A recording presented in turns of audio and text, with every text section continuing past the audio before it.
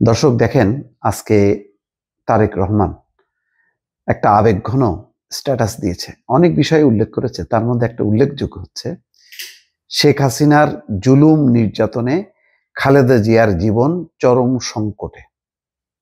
আমি কিন্তু এর আগেও বলেছি যে খালেদা জিয়ার বয়সের কারণে হয়তো এরকম একটা অবস্থার মধ্যে আসতে পারত, কিন্তু মাঝখানে তার একটা লম্বা সময় গেছে। খেয়াল করেন, 2015 সালে যখন নাকি আন্দোলন করলো, তারপর থেকে 15, 16, 17, 18, 19, 20 লম্বা সময় ধরে একটার পর একটা মামলা মোকদ্দমায় তাকে হাজিরা দেওয়া এবং একটা মিথ্যা জিনিস, এতিমের টাকা মেরে দিয়েছে এই কথা তার ট্যাগ লাগায় একটা বিচার অনুষ্ঠান করলো ক্যাঙ্গারু কোর্টে।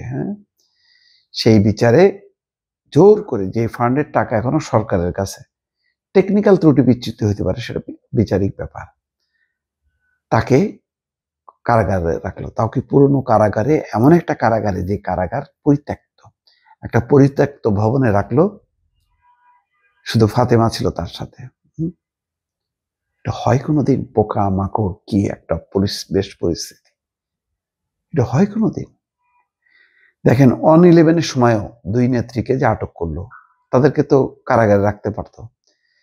1-11 মঈনুদ্দিন সরকারও তো এত চরম অপমান করেনি, তাদেরকে একটা সম্মান দিয়েছে। ওই সরকারও সাহস পায়নি। অথচ এটা আর্মি ব্যাকড সরকার ছিল, তারা পারত দুই নেত্রীকে কারাগারে ভরে দিতে। কে বাধা দিত? কোনো আন্দোলন ছিল না, কিচ্ছু ছিল না। কিন্তু দুই নেত্রীকে কিন্তু সংসদ ভবনে, দুইটা ভবনে সম্মানের সাথে রাখছে। সেখানে শেখ হাসিনা যে একটা রাজনৈতিক নেত্রী সরকার, যেখানে এরশাদ বিরোধী আন্দোলনে তারা দুইজনই আন্দোলন করছে। তারেক রহমানের বিয়েতে শেখ হাসিনা গেছে, তারপরে সশস্ত্র বাহিনী দিবসে দুই নেত্রী বসছে। তাদের মধ্যে অনেক মতপার্থক্য আছে, অনেক সংঘাত আছে,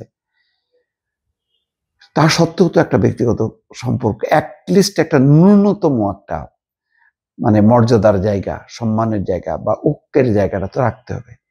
শেখ হাসিনা সেটাও ধূলিসাৎ করে দিছে। ধূলিসাৎ করে তাকে রাখলো ওখানে। করোনার সময় হুশ হলো যে করোনার সময় যদি বাপরে করোনা আক্রান্ত হয়ে মারা যায়, তাহলে তো একদম মানে তার গায়ে লাগবে ট্যাগ।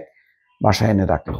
করোনা আসলো বলে সে কিন্তু বেগম খালেদা জিয়া বাসায় থাকতে পারলো। তারপরে তার পরিবারের পক্ষ থেকে, দলের পক্ষ থেকে বারবার আবেদন নিবেদন করা হলো যে উন্নত চিকিৎসার জন্য তাকে প্যারোলে মুক্তি দেওয়া হোক, চিকিৎসা শেষ করে চলে আসবে। কতবার নাটক করলো, বারবার সরকার বলে যে আবেদন তো পাইনি, আবেদন দেয়, আবেদন এই মানে স্বরাষ্ট্র থেকে যায় আইন মন্ত্রণালয়, আইন মন্ত্রণালয় থেকে স্বরাষ্ট্রে যে তারপর বলে সম্ভব না। আবার যখন নাকি বলা হয় যে পরিস্থিতি খারাপ, তার লাগবে, আবার বলে যে আবেদন দিতে, আবার সেই নাটক করে। এই নাটক করে আর তার দীর্ঘায়িত করে, বলে যে দেশের মধ্যেই চিকিৎসা করতে হবে। এর মধ্যে সবচেয়ে মারাত্মক এখনো আমার কানে বাজে ওই বক্তৃতাটা, লন্ডনে দলের কর্মী সভা, সেখানে যে বলে প্রতিদিন তো শুনি মরে মরে, মরে তো না, বয়স তো কম হলো না। চিন্তা করছেন? এরকম কথা বললে কখন? যখন কি সত্যি সে মৃত্যু কামনা করে আরেকজনের। শেখ হাসিনা মৃত্যু কামনা করেছিল, তার সময় মতো চিকিৎসা যেটা দরকার ছিল, উন্নত চিকিৎসা, সেই চিকিৎসাটা তার পাওয়া দরকার ছিল। আজকেও যদি বেগম খালেদা জিয়ার কোনো দুর্ঘটনা ঘটে, ওই পরিবারের প্রতি দল, নেতা, কর্মী সবার মাথার মধ্যে কিন্তু ওইটাই থাকবে যে আজকে বেগম খালেদা জিয়ার এই মৃত্যু বা এই পরিণতির জন্য শেখ হাসিনারও দায় আছে। এই দায় কখনো কিন্তু শেখ হাসিনা মুক্ত হতে পারবে না। দরকার ছিল। দেখেন, সেই খালেদা জিয়া হাসিনার এরকম একটা পতন দেখার পরেও একটা শব্দ উচ্চারণ করছে? কোনো কটূক্তি করছে?